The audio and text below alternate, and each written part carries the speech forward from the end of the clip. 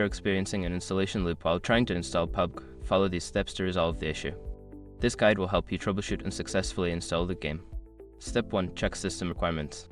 Ensure your computer meets the minimum system requirements for PUBG. Visit the official PUBG website to verify that your hardware and software configurations are compatible with the game. Step 2. Clear temporary files. Navigate to the temporary files on your computer.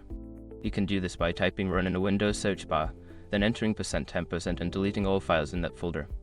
This can help eliminate any corrupted files that might be causing the installation loop. Step 3. Disable antivirus and firewall. Temporarily disable your antivirus software and firewall settings. Sometimes, security programs can interfere with the installation process.